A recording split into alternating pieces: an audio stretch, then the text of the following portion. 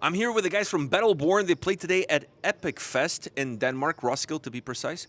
I don't want to piss off anybody from Roskilde by not saying the name of the place where the festival is located. So how are you guys doing? How was the show today? Oh, it was incredible. Yeah, it was first time playing in Denmark. We're on a tour currently, a European tour, first time in Europe. And yeah, it just was such an incredible feeling. We got to open the festival as well, which is, a huge honor for a festival like this. Yeah, just incredible. And the crowd were just, nuts. Yeah, we were told that the room was full and they were having to turn people away because there was just full capacity and everyone was already queuing outside to still be able to hear and looking at, through the gaps. And yeah, they had to just say, you have to wait now.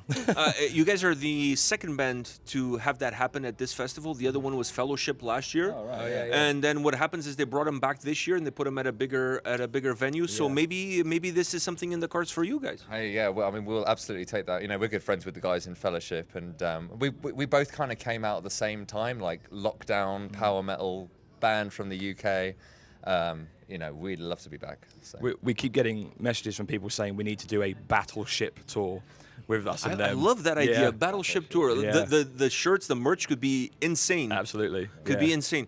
When we checked out the video from you guys on the channel, I really love the vibe. Like, let me tell you, I just really love the vibe. I love the look. I love the vibe. I just love what you guys are doing. There's a huge metal, vibrant scene in the UK. I mean, it's nothing new. Obviously, great bands have come out of the UK. But I feel like there's this just really great vibe happening in the UK now when it comes to metal music. How does it feel to kind of be a part of all of that? Well, it's exciting because one of the things that really spurred us to do it in the first place is that we felt that there wasn't really that scene. And like 10 years ago, we were all, a bit younger than we are now. And, teenagers, we were like, metalcore is taking over. And, I love metalcore as well. I love all kinds of metal, all kinds of music. But we really want this, like, 80s classic metal, classic power metal that Europe seems to be full of. We were always road trips to Wacken and, Hellfest and going Masters of Rock in the Czech Republic, going to these awesome festivals, seeing these awesome bands. And they were not coming to the UK. We're like, right, let's do something about this. And obviously we weren't the only ones because I think there were this whole scene that kind of bubbled up around this idea that Europe has great power metal. UK, well, let's see. I think what we've really enjoyed about our journey so far is the idea of kind of bringing back the idea of musical heroes or just general kind of pop culture heroes. Especially there was a lot of that in the 80s, and I think that's something that is slowly starting to happen again. But the best thing is that this time everybody's kind of doing it together and working together because, as you say, maybe 10 years ago in the UK the scene was very divided. A lot of tech bands, and they just had a bit of a tendency to stick to their own, and they just looked after themselves, and it was quite hard to get a friendly scene going. Whereas now there are quite a lot of tours that happen in the UK with bands of very different genres, but they're getting on so well, and that's something that we're really glad to see, really. Yeah, I find that the vibe that you guys are bringing is really have that blast from the past. I mean, you guys play off of the stereotypes, but in a fun way where it doesn't become super cheesy. Like, do you know what I mean? And I think that's always a very fine line to walk where you try to develop who you are as a band and you try to develop not a gimmick per se, but an image of who you want people to perceive you as. Yeah. And that is a difficult line and a difficult thing to balance because some bands are able to do it, but some bands then fall into that more cheesiness and then you start to kind of lose track of who you really are. You become just another band. Yeah. Well, one of the core things that we try to identify ourselves as are entertainers. We're not going out there to be cliche and silly and cheesy and kind of put people away. We want to be there and deliver them what we think is just a lot of fun. Yeah. Whenever we're working on something, we always kind of have a few key words that we come back to, and we think, does this still feel this way? And one of them is authenticity. And is it something that we truly believe in, the idea of doing whatever it may be? And 9 times out of 10, it works well for us, and we're really happy to do it. And we hope, and the feedback we get is that it comes across on stage because we have such a great time. We're always smiling and laughing at each other during the shows, and I think the fans and the crowd pick up on it. So yeah, I find with the metal scene in the UK, you mentioned metalcore. There's a lot of great bands. Bury Tomorrow, While She Sleeps, all of these great bands, Malevolence, all of these great bands coming out of the UK, and in the past, as it is now, it always driven by a little bit of a cultural drive. Like if you look back at the punk scene, back in the day in the UK with the Sex Pistols and other bands like The Clash. You look at Iron Maiden, Judas Priest, they all have their own eras which were very driven by the youth. The youth of today doesn't necessarily resemble the youth of like the late 80s, early 90s, which is more the sound that you're doing. So what inspired you guys? Oof, that's a great question. I mean, it is partly that, availability to mass media and, watching videos from the past and thinking like, that's the stuff that we identify with. That's the stuff that really gravitates us and is really appealing. We may not be as young as we look.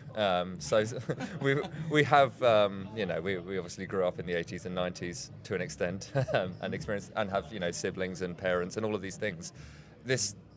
We live in this age where you can take whatever it is that you relate to the most, whether it's from a certain era or whether or not, it can be from hundreds of years ago. So lots of people love to sing about fantasy metal and all of this stuff, which can seem very alien and very different. But for some people, it's just like, oh, you know what? I kind of have this part of my spirit that just connects so much with a time and a place. And, for us, that's what it is.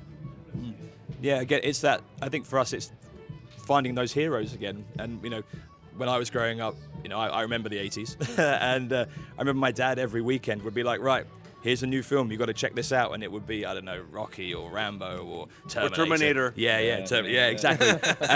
and these films were they were so otherworldly in such a great way. And I think we've kind of reached an age now where it's that kind of age where you suddenly go, I know what I really love.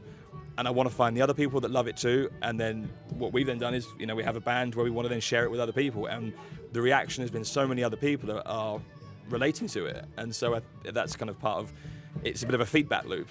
As we see people enjoying it and we love it more, and it just inspires us to keep going. So. One thing impressed me about you guys when we watched the video, outside of the music, outside of the look, was the fact that you guys all had good teeth. I don't know if you guys realize this, but there's a rumor floating around on our side of the Atlantic that English people and teeth don't go together. If you know what I'm saying. Then obviously I watched Love Is Blind, the UK one, and I was really impressed with the teeth, more so than anything else. And I was like, maybe we've been lied to. Maybe this is fake news. So what do you guys got to say? I don't think so. So one of the things that attracted my wife to me in the first place is that I have weird teeth, according to her. I have like, well, I'm not going to give you details. I'm not going to cover my teeth. It's too much, too gory. But yeah, I think the stereotype stands. We have weird teeth in Britain, but it's part of our cultural identity, if you will. Yeah, what actually happened was a few years ago, Britain kept this secret from the rest of the world. We actually had a mass meeting, and we all sat down and we said, we've got to sort all this out. And so, everyone started having braces. So, because I remember at the time, like Margaret Thatcher time, I remember those times. That's a really long time ago.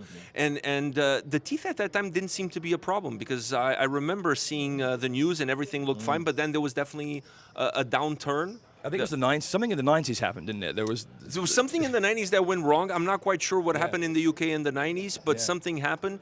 Benny Hill, maybe, like that whole era there. I don't know what happened. Maybe boiled sweets. I remember there was a lot of boiled sweets available in the 90s. Well, sugar, yeah. I mean, maybe it's King Charles as well. He's got pretty weird teeth. Am I allowed to say that about him? Probably, yeah. I mean...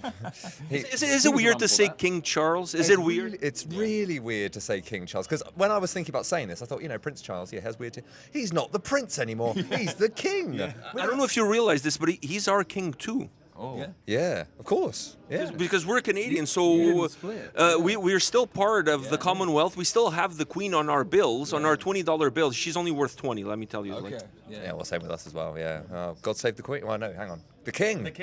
Still weird. Yeah, so we have a lot in common, as you can see. We kind of binded by this royalty, and I really appreciate you guys and what you do. Like it must be sometimes a little bit difficult to break through as far as the band is, because of the sound. Like I said, like the culture coming out of the UK right now is very metalcore, deathcore, even techie to a certain degree. Bands like Ingested, super popular out of Manchester.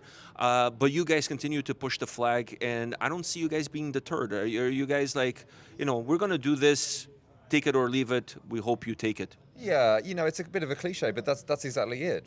We're not in this to make money. Music is not about making money. We just love the music we're doing, and the real side of it is we'll work normal jobs. We use our holidays to come and do these things because we love it. Some people love skiing, some people love going surfing or whatever it is. People love to do what they have in their spare time, and what we love is heavy metal. So what better use of time can we think of than coming and play to these sorts of great shows and going on tour and writing the music that we want to write? Because if we're spending all this money and time and effort on all of this, investing in this brand of Battleborn, then it may as well be the thing that we love the most.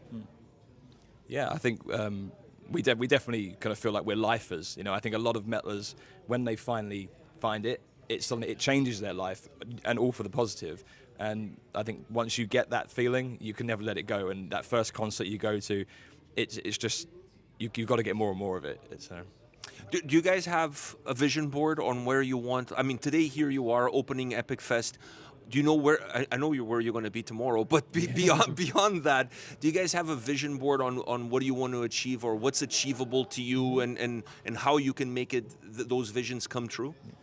It's a bit of a slightly open-ended question. We kind of look at it a bit like how amateurism in sport was such a big thing a long time ago, and people would play sport because they loved it, and eventually they got to get to play to thousands of people but still kind of be amateurs. I don't really care personally about the money aspect of it, because if I did that I could do more white collar options and do that, so long as I can play to as many people as I can, reach as many people as I can, be a leader in everyone having a great time. That's what really drives me. So if I can do that to 600 people we played to today, if we can do it to 20,000, if we can do it to 80,000 at Wacken, headlining, that kind of thing, that's the dreams for us. And that dream never dies. We take it as far as we can, but we'll always do it. And I think we see, everything is a ladder in this game, and it's step by step. I think, there are one or two bands where a door is open from day one and they just get straight to the front. But for everyone else, I think we're pretty level-headed, and we know that it's all about those small increments, and the next thing you know, you realize, oh wait, we've achieved this, but we're always looking forward to the next thing. A part of that is what we have lined up for the kind of the next, I guess, 2-year bracket, with new material and some, more touring that's coming this way, and so we've always got quite a trajectory in our mindset of where we want to go, but we've always got the doors open at the time for things that could come our way, and so as long as we stay focused on there. And then when something comes in, we learn to adapt to it and say, yeah, okay, we can do it, we can make it work. And it's not so much of a chore that all those bits, all the planning and the endless hours that go into all the stuff behind the scenes. It's not a chore when you have that goal, and if you have the goal and the vision, you just do it. So. And that takes me to my last question for you guys is, I know you guys are doing a small tour run around the festival, but beyond that, what are those plans for those next 2 years? What new music, new record, more tours? Yeah, well, we have some exciting things which we haven't revealed yet, so we're hoping to reveal those soon, in both terms, in terms of writing and recording, in terms of some really nice, exciting touring opportunities that we've got later this year, next year as well. You've always got to think ahead, and it feels like we announce things which are months away, but sometimes you've got to think years away. And the future is bright and exciting. And one of the things we can't wait to is just get back in the studio and get another record done. We had One-on-One recently, which was just a standalone for now. It might feature as part of a record. It's not firm plans exactly how it all fits together, but there will be a second Battleborn LP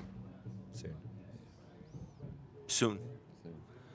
Guys, you heard it. Soon. It's happening. So if you have a chance to go see Battleborn in a town nearby, go see it.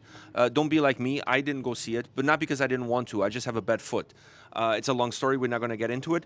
Otherwise, I would have been there, because I love what these guys do. I love the energy, and you guys should love it too. So go check them out. In the description of the video, I'm going to put some links to their social medias so you guys can go see it for yourselves. And thank you very much for the time today. I really appreciate it. No, thank you guys. Thank you so much. It's been a pleasure. Thank you very much.